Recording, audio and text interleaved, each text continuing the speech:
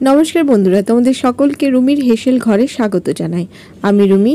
আজকে তোমাদের জন্য নিয়ে চলে এসেছি আলু কুদ্রির একটি দুর্দান্ত স্বাদের একটি রেসিপি। এটা তোমরা গরম গরম ভাত বা রুটির সাথে খেতে পারো, খেতে কিন্তু ভীষণই ভালো লাগে। কুদ্রি হয়তো অনেকেই খাওনি, তবে একবার তোমরা এইভাবে বানিও, আশা করি তোমাদের ভালো লাগবে। তাহলে চলো দেখে নেওয়া যাক আজকের রেসিপি আলু কুদ্রি।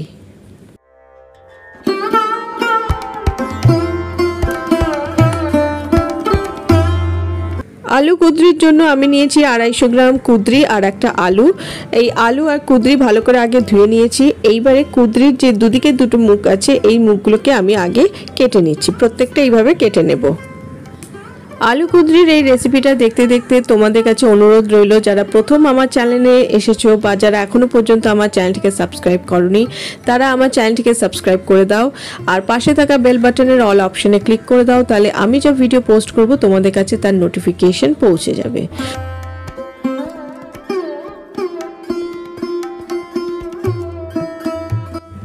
কুদ্রির দুদিকের অংশগুলো আমার কাটা হয়ে গেছে। এইবারে আমি এই কুদ্রিগুলোকে এবার 4 টুকরো করব।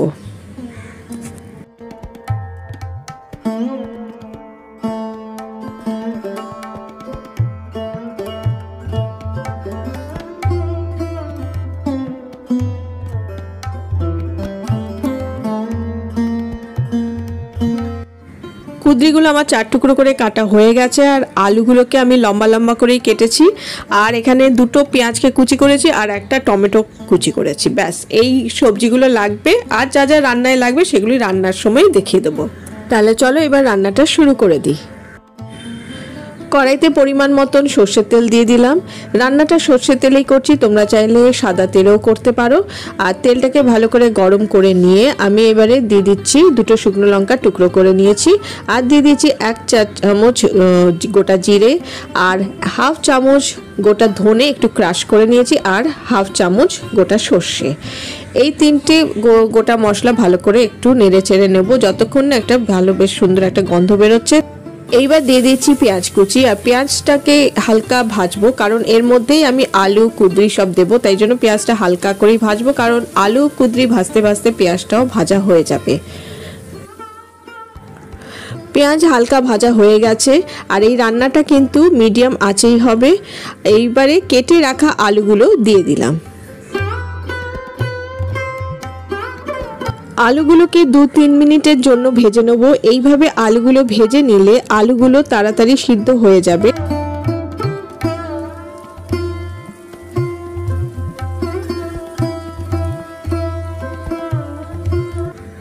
আলুগুলো ভালো করে ভেজে নিয়েছি। এবার কেটে রাখা কুদ্রিগুলো দিয়ে দিচ্ছি। কুদ্রিগুলো আলুর সাথে 2-3 মিনিটের মতন ভেজে নেব।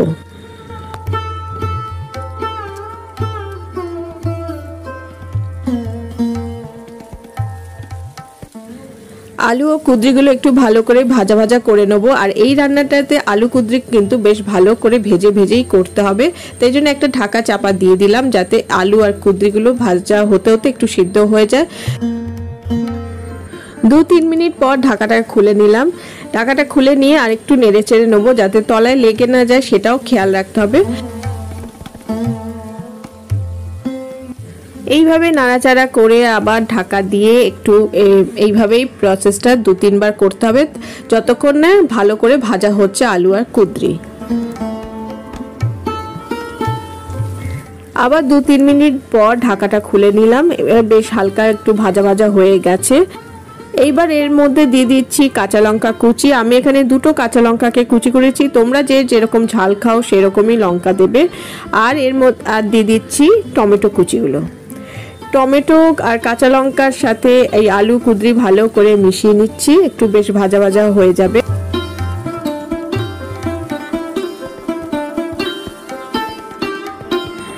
এইবার দিয়ে দিচ্ছি 1 চামচ হলুদ গুঁড়ো, দিয়ে দিচ্ছি 1.5 চামচ ধনে গুঁড়ো। এই রান্নাটা ধনে গুঁড়ো দিয়েই আমি করব।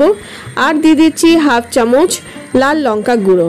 আমি লাল লঙ্কা গুঁড়ো বেশি ব্যবহার করছি না, তোমরা চাইলে একটু কম বেশি করে নিতে পারো। আর দিয়ে দিচ্ছি স্বাদ অনুযায়ী নুন। এইবারে এই মশলা সহ পুরো ভালো করে মিশিয়ে নেব। দিয়ে দিচ্ছি এবার সামান্য জল, জলটা দিয়ে মশলাটা ভালো করে আরেকটু কষিয়ে নেব। আলু কুঁদরি রান্নাটায় কিন্তু আর জল ব্যবহার হবে না, কারণ হচ্ছে রান্নাটা আগেই বলেছি যে ভেজে ভেজেই হবে, তো জল দেওয়ার প্রয়োজনই নেই। ভাজতে ভাজতেই আলু আর কুঁদরি সেদ্ধ হয়ে যাবে। আর এখন এই আলু কুঁদরি ভালো সেদ্ধও হয়ে গেছে। রান্নাটা নামানোর আগে দিয়ে দেবো ভাজা গুঁড়ো মশলা 1 চা চামচ।